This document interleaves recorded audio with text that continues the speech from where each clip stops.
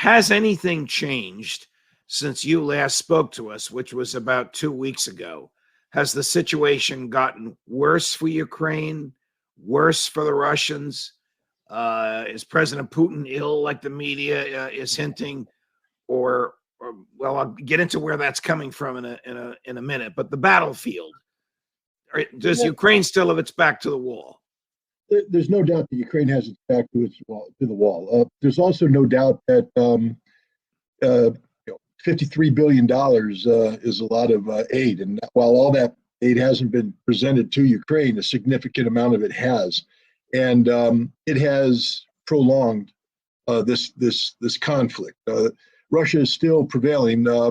Russia continues to define this war as a special military operation. I think that's important for people to understand.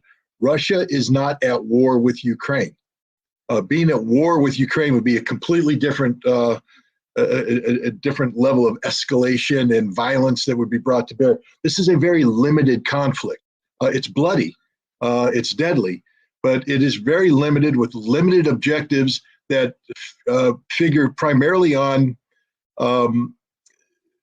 recovering the Donbass for Russian speakers, the newly declared independent states of Donetsk and Lugansk, creating a land bridge between the Donbass and Crimea, and then denazifying, demilitarizing, however Russia chooses to define that. But it is not about defeating Ukraine. It is not about destroying Zelensky. That's a completely different level. And Russia is accomplishing its tasks. I think one thing that has changed. Last time I think we talked, the war in the Donbass was the phase 2 was just beginning, and there was a lot of anticipation that this would be a little bit more freewheeling than it is, a lot of mobility, etc. Turns out that the Ukrainians have spent 8 years transforming their defenses into sort of a combination of Verdun and the Maginot Line. They've been pouring concrete and digging deep. And the Russians have been steadily defeating these defenses, but it takes time. It's taken more time.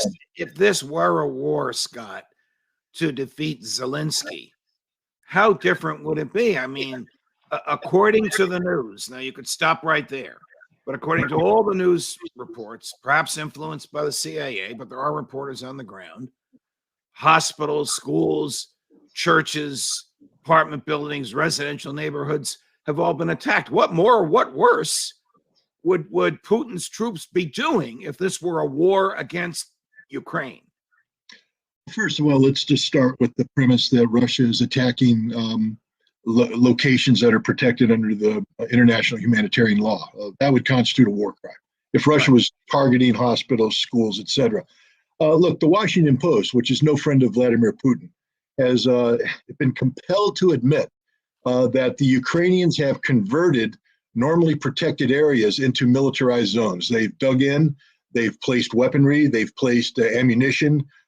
There's videos all over the internet of Ukrainian forces using schools as barracks, using churches as ammunition storage sites. So any destruction, I mean, at the end of the day, each allegation has to be investigated. It's irresponsible to make sweeping pronouncements about anything.